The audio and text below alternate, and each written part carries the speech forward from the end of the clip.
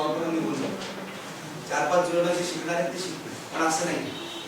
तुम्हाला genuine problem आहे, genuinely this is a problem for you. Why? Because A, you're not able to focus. B, you're not ready to look at all the solution comprehensively. तुम्हाला परत सांगतो, 100 MCQs असे सोडवायचे. कुठले? Circular असू दे, gravitation असू दे, खाली EMI असू दे, काही पण असू दे, कॉम्प्रिहेन्सिव्हली सोडवा.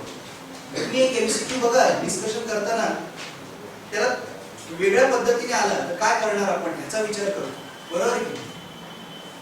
बऱ्याच वेळा तुम्हाला असं वाटतं की सर ये तो सिंपल फॉर्मूला बेस्ड था, फिर आपने ऐसी क्यों बात की, हम लोग को नहीं करना है ऐसे. But that is the best way of solving. You know की क्वेश्चन अँड आन्सर हा फॉर्मॅट फार चुकीचा आहे. हे तुम्ही 10वी पर्यंत शिकलात, तुम्हाला घालण्याच्या सवय आहे 10वी पर्यंत. प्रश्न त्याचं उत्तर, अरे पण त्यांनी थोडा गाडी बदलली तुम्हाला काही जमत नाही. त्याचं कारण काय? You only think it, you are very short small sided reason. तुमचं थोडंसं स्कोप वाढवलं पाहिजे. मी इथे का बरं असं करतो, मी गेम बदलला तर how would I go about. हेच की समोरचं ऑफ स्क्रीन टाकतं मध्येच त्यांनी टॉप स्क्रीनला टाकलं तर तुमच्याकडे उत्तर नाही द्यायचं. का बरं? कारण तुम्हाला सवय झाली आहे. And trust me, what you have to do is, whenever I solve any question, I do go into details of it. आणि डिटेल्स मी सांगत असताना बरेच जण गप्पा मारतात, चालेल नाही हे खूप अवघड आहे आणि म्हणून तुम्हाला ऍक्च्युअल टेस्ट मध्ये सोडवता येईल. मी जेव्हा दुसरं एक्झाम्पल घेतो आणि थोडंसं फास्ट जातो, दुसरं एक्झाम्पल का बरं घेतो त्याचं की का बरं ह्या एक्झाम्पल मध्ये ही पद्धत वापरली आणि जर त्यांनी डेटा बदलला तर माझा अप्रोच कसा बदलला.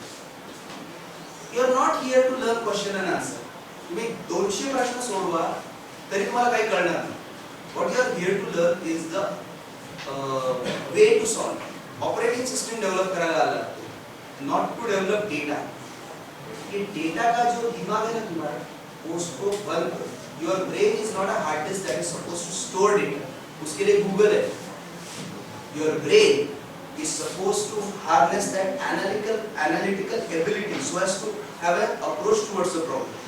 तुम्ही analytical ability डेव्हलप करताय. फरक समजून घ्या.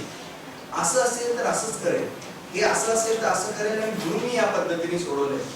याचं उत्तर हे, याचं उत्तर हे, याचं उत्तर हे गलत. आलं की फोर्सचा फॉर्म्युला हा लावला, आलं की फोर्सचा फॉर्म्युला हा लावला नाही. का बरं हा वापर, का बरं हे करेल, हे जास्त महत्त्वाचं. डेटा और फॉर्मूला चाहिए तो उसके लिए टेक्स्ट है. Which one to use is what you have to learn, and why this is to be used and why that is not to be used. Now look at this 51. Electron and a proton enter a magnetic field perpendicularly. Both have same kinetic energy. The trajectory of electron is less curved, the trajectory of proton is less curved. Both the trajectories are equally curved, both moving straight line. आता मला सांगा, part number 1. हा विभाग बघा, everybody pay attention. कुठून सुरुवात करतोय बघा. मी कुठलाही प्रश्न खालपासून सुरुवात करतो, एक एक गोष्ट एलिमिनेट करत जातो. इलेक्ट्रॉन दुसरा, B bar perpendicular. Force acting on the B bar, force acting on electron will be maximum BQE because theta is 9. Perpendicular force मुळे तो गोल फिरेल. फिरेल की नाही? Okay. So I am very clear that both the electron and proton are going to get curved. आता trajectory म्हणजे path is less curved. Less curved चा अर्थ काय? Curvature is less. Radius ज़्यादा हो कम हो? Less curve, so radius will be more, and more curve, radius is less. एक अशी गाडी जास्त अशी curve मारतात. This is more curve की नहीं, and this is less curve की नहीं. Less curve का मतलब है, ये देखो ये less curve है. Somebody is moving like this. जरा imagine करा, somebody is moving like this.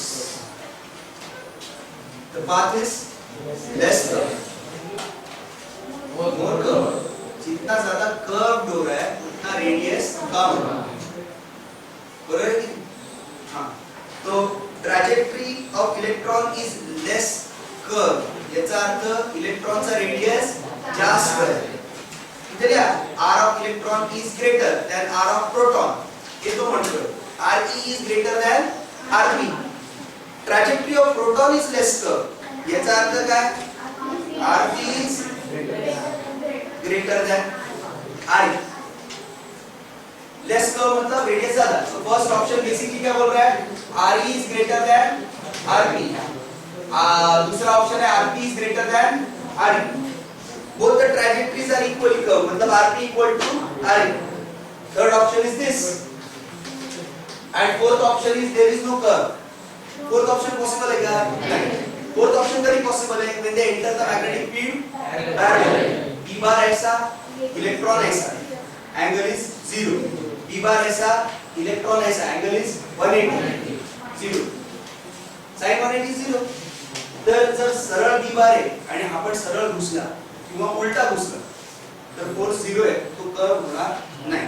पण पहिला option Re is Re is less curved. Radius of electron is path of electron is less curved. Re is greater than Rp. Path of proton is less curved. Rp is greater than Re. Both are equally curved. Rp equal to Re. थोडक्यात म्हणजे काय करायचंय? Radius काढायचं आणि radius compare करायचं. आता बघा, radius जर काढायचा असेल तर रेडियस ऑफ अ इलेक्ट्रॉन और a proton entering magnetic field is given by which formula? mv upon dq. So can I say Re is equal to mv upon dq? Rp will also be equal to mv vp upon dq. मला एक सांगा, काय equal दिलेलं आहे त्यांचं? Kinetic energy. So I will find out R in terms of kinetic energy. ही एक step महत्त्वाची. R चा फॉर्म्युला दिला. का बरं R चा फॉर्म्युला काढलेला आहे? I want to compare Re and Rp. आता काय करणार? कंपॅरिझन करताना डायरेक्ट रेशो, कंपॅरिझन म्हणजे रेशो डायरेक्टली नाही घेणार. का बरं? I want R in terms of kinetic energy. का बरं कायनेटिक एनर्जी? कारण की कायनेटिक एनर्जी इक्वल दिली. So can I say half mv square is equal to E आणि half mp vp square is equal to E. दोघांचं kinetic energy same आहे की नाही? हो नाही?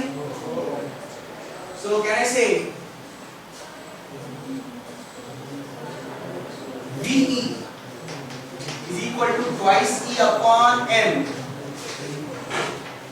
आणि similarly VP is equal to twice E upon mp. पण मला सांगा, दोघांची कायनेटिक एनर्जी सेम, तर दोघांची वेलोसिटी सेम असेल? हो नाही? Mass of electron is less, mass of proton is more. Kinetic energy same, mass less तर velocity जास्त. इलेक्ट्रॉनचा velocity जास्त असेल, प्रोटॉनची velocity कमी असेल. त्यामुळे can I say velocity of electron is equal to 2e upon me? Velocity of proton is equal to 2e upon mt, which is less, this is more. आता बघा, Re is equal to me be upon be. इसमें कुछ problem है क्या? Rp is equal to mp vp upon be. इसमें कुछ problem है क्या? आया ना? अब क्या करना है? इन दोनों को क्या करना चाहिए? अब इन दोनों को क्या करना चाहिए? रेशियो. तो एक काम करो यार,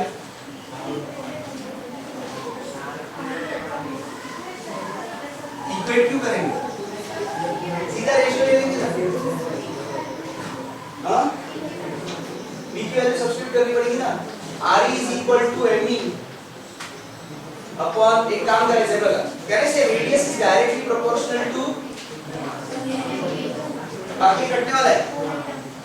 हाँ, तो एक काम करते हैं, Re is proportional to me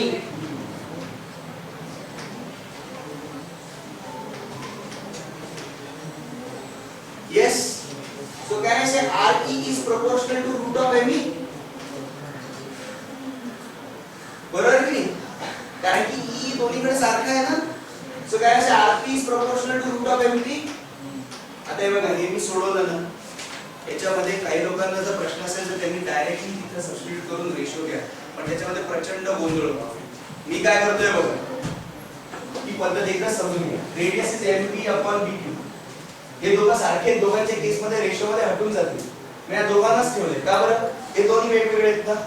मग r is proportional to meb, r is proportional to me to e upon m2. आता e दोघांचं सारखे आहे की नाही, so can I say me, rp is proportional to mp, so can I say rp upon re is equal to root of, so can I say rp is greater than re. मग कोणाचं curvature जास्त आहे कोणाचं कमी आहे, radius of proton is greater तो उसका curvature कम है, रेडियस ज्यादा तो कर्वेचर कम है. So trajectory of proton is less, radius of electron is less, so the path is more curve. कौन सा ऑप्शन है, डी. बर 52D, 52D आया करें,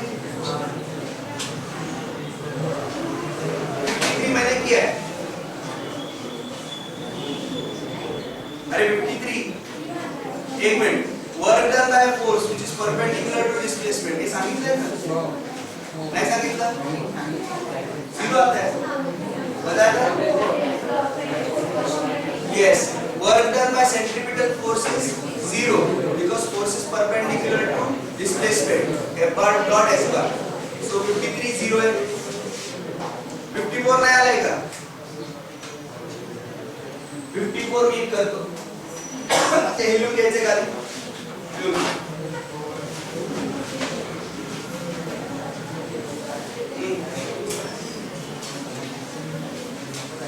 संतुष्ट झालेले आहे.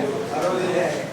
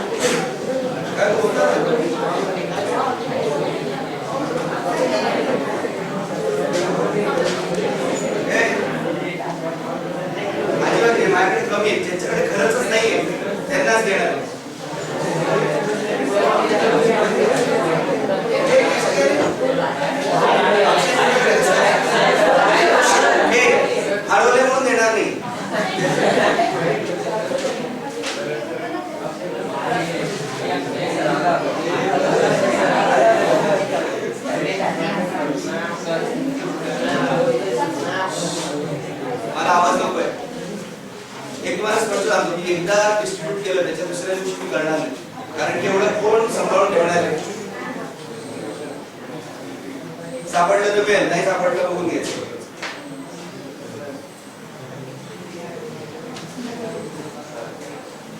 आणि थोडी जबाबदारी घ्यायला शिका. सगळं काय स्कूल फ्रेंड नाही होणार. तुम्ही नव्हतात का? तुम्ही कुठं होता? 2 दिवस नव्हता. तुमचं हरवलंय का? अजून कोण आहे?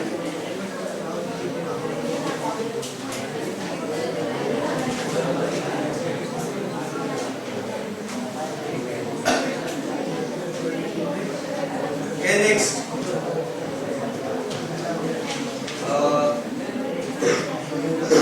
54. An electron of charge and an electron of charge E and mass m is accelerated to pdp. 54 वाचतोय, बऱ्याच लोकांनी काही केलेलं नाही, याची बेसिस तरी समजून घ्या. It enters a transverse uniform field P and describes a circle. The radius of the path is. आता the radius of path is mv upon dt. सबसे पहले ये समझो, electron is accelerated by a potential difference E. याचा अर्थ काय? What is the energy supplied to the electron? Yes, QV. Yes, absolutely right. हेच इथेच तुम्हाला जर प्रश्न असतील तर पुढचं काहीच करा, हे अतिशय सोपं आहे. पण तुम्हाला किती वेळा सांगितलं तरी बडबड कराल. Force is equal to charge into electric field. Energy is equal to E into V. याचा अर्थ काय समजून घ्या. If हे बेसिक सांगतोय, बडबड बंद कर. If a charge E or a charge Q is accelerated through a potential difference V, the total energy supplied is QV. हे कळलं का काय म्हणतोय मी? आपल्याला व्होल्टेजच माहिती नाही, त्यामुळे एकूण काय ते कळणार नाही. व्होल्टेज वर्णन 1 कूलम. एका कूलमवर वर्णन V असेल तर Q कूलमवर वर्णन किती असेल? कारण मला माहिती पासून तुमची गाडी गेलेली आणि हे अतिशय म्हणजे 11वी 12वी पोरांना हे अतिशय शिकवलं जातंय. इतकं सोपं आहे, तुम्हाला हे माहिती नाही त्यामुळे पुढचा प्रश्न. I am just pointing out where you are not good. I can make you stand. मी आता 2 मिनिटात जर तुम्हाला उभं केलं ना, 2-3 लोकांना, त्यांना हे सांगता नाही येणार आणि मला 100% माहिती तुम्हाला सांगता नाही येणार. का बरं सांगता नाही येणार? एक, सिरियसली वाचलेलं नाही. दुसरं, जेव्हा मी सांगत असतो की हे काय, तुम्हाला ऐकण्याची तुमची अजिबात मानसिकता नसते. बघू ना सोल्युशन काय. अरे गाढवांनो, मी काय सांगतो ते लक्ष द्यायकडे. आता हा QV काय, पोटेन्शियल एनर्जी का kinetic energy? Potential energy which gets converted into kinetic energy. So can I say this is the energy supplied by the voltage which gets converted into kinetic energy when the charge moves in the circuit. आता हे कळलं नसेल, माहिती मला, पण या गोष्टी माहिती पाहिजे. एकदम सोप्या सांगितलेल्या. ही जो गोष्ट मी थोड्याफार एलिव्हेटेड मुलांना सांगितली तर त्यांना वाटेल हे काय बहुत पांचट बता आहे, अतिशय पांचट काहीतरी सांगतोय मला. पुढचं सांग. मी इथंच कुठे पोटेन्शियल, कुठे कायनेटिक, इथेच तुम्ही घडलेला तर कसं होणार पुढे? ही एनर्जी व्होल्टेज सप्लाय करतो, की या व्होल्टेजमुळे वेलोसिटी मिळते आणि तो चार्ज गोल फिरतो. दुसरी गोष्ट याच्यातून तुम्हाला ही शिकली पाहिजे की इलेक्ट्रिक फील्डच व्होल्टेज इलेक्ट्रिक फील्ड म्हणजे व्होल्टेजच फक्त त्याची कायनेटिक एनर्जी वाढवतो किंवा कमी करतो, विभार वाढवत नाही. वर्क डन बाय विभार इज 0. याचा अर्थ काय? विभार only makes it going round fashion. Now, electron of charge E and mass m is accelerated through potential V. Therefore, energy, kinetic energy supplied to the electron will be E into V. So, can I say this half mv square is equal to E into V? हे कळलंय का? नक्की बरं. नसेल कळलं तर पहा, अजून lower level लँग्वेजला जाऊन शिकू आणि आता एकदाच अक्कल चालवायची. इलेक्ट्रॉन इकडे घुसतो, याचं पोटेन्शियल V आहे, तर इलेक्ट्रॉनला EV एवढी एनर्जी मिळते, त्या कायनेटिक एनर्जी घेऊन तो गोल फिरतोय.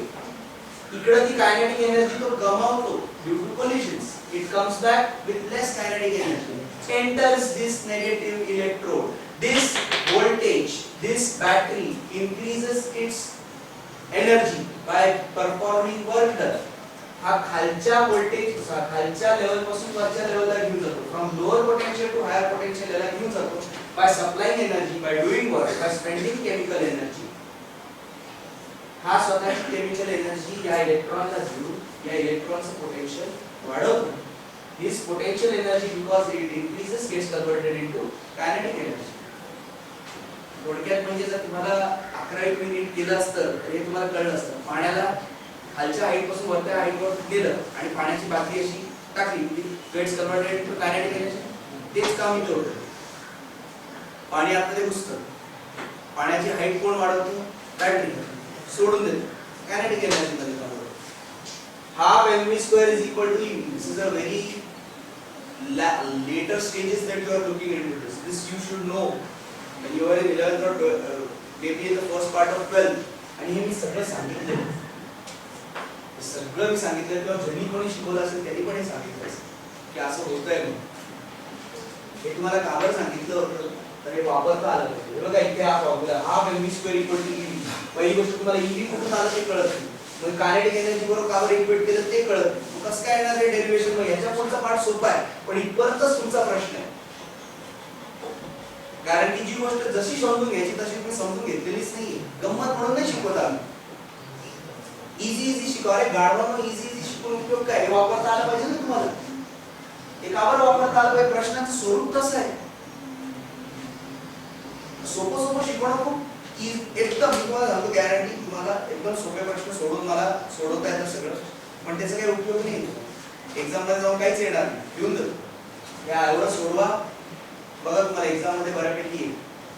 Now can I say this is the energy supplied by the electric field, half mv square. This energy gets converted into kinetic energy. So this is voltage, this is velocity. So velocity of the charge is equal to 2ev upon m. मला एक सांगा, ही velocity कोणी दिलेली आहे त्याला चार्जला? Electric field. ही बदलणार आहे का मॅग्नेटिक फील्ड मध्ये? स्पीड बदलताय का? सिर्फ गोल फिरतो तो. गोल फिरवणार त्याला त्याची वेलोसिटी वाढवेल का तो? Will it increase the velocity? No, speed नाही आहे. So now with this velocity it enters magnetic field. The radius is given by mv upon dq. Now if the speed is constant, the radius will be constant. फक्त cyclotron मध्ये velocity वाढत जाते मग radius वाढत जाते. इथे q च्या ठिकाणी e टाकतोय, कळलं का बरं? हां.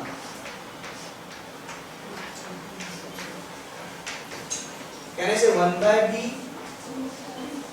mm म्हणजे इथे रूट m वरती जाईल. v तसाच, सॉरी 2 तसाच आणि हा e खाली. कळलं का? कुठला ऑप्शन आहे? बी. संपला विषय. 55 का ये आता है, बराबर है क्या? 55 यायला पाहिजे. Two charges, two particles having equal charges म्हणजे q same आहे, is accelerated through same potential म्हणजे v same आहे and enter same v bar. The ratio of mass. हे लिहून घ्या. एवढं जो कॉम्प्रिहेन्सिव्हली समजून घेईल ना त्याचंच काहीतरी. हां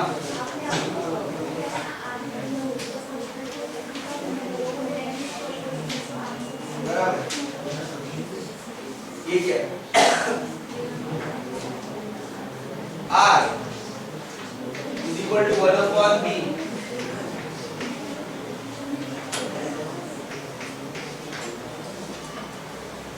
बघा कुठला आहे? 55th मध्ये बघा दोन पार्टिकल्स आहेत त्यांचा चार्ज इक्वल आहे.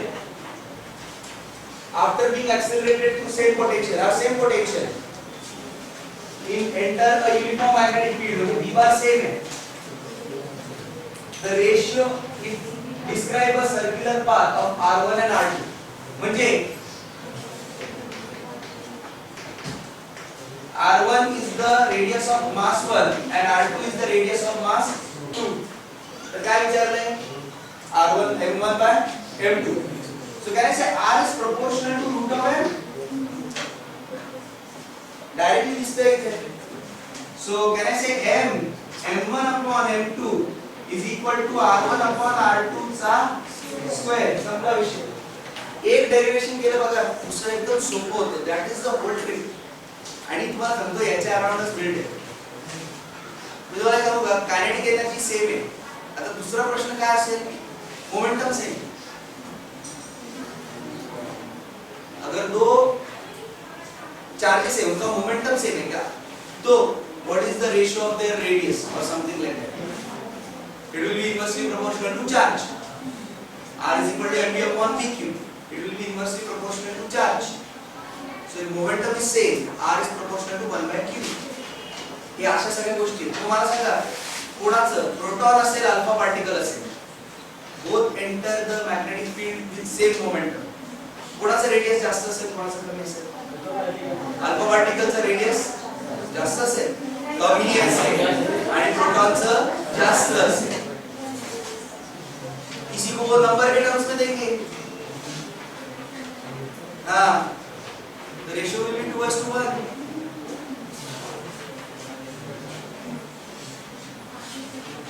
चलो 56 B, 57 केलेले का C, 58 C, 64 पर्यंत सॉल्व केले का? A 65 F is equal to BQ upon F is equal to BQV. Getting काढा for dimensions. So B is equal to F upon QV. L1 L1 T minus 2 IT L1 T minus 1 M1 L0 T raised to minus 2 I raised to minus 1. बरोबर आहे का? अरे हाँ ठीक है, I च्या ठिकाणी एक कोणता हे तुमच्या अकरावीच्या पुस्तकात का काय होते? मला वाटतं आय आहे. अरे वो पुराने पुस्तक a raised to minus 1 है.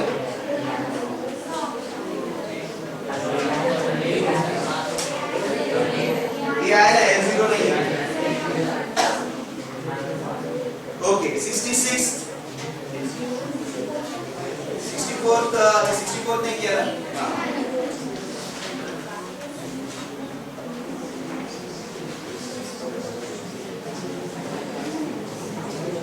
ए लक्ष द्या रे सगळे.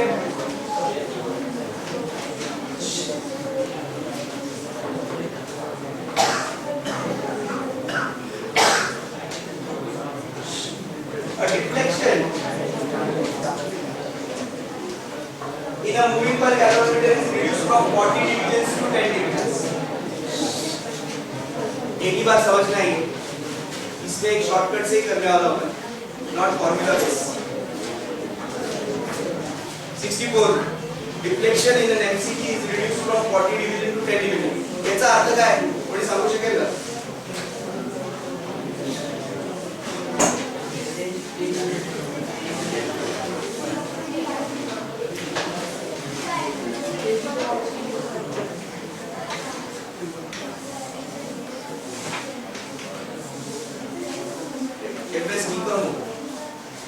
एक मुझे बात बता,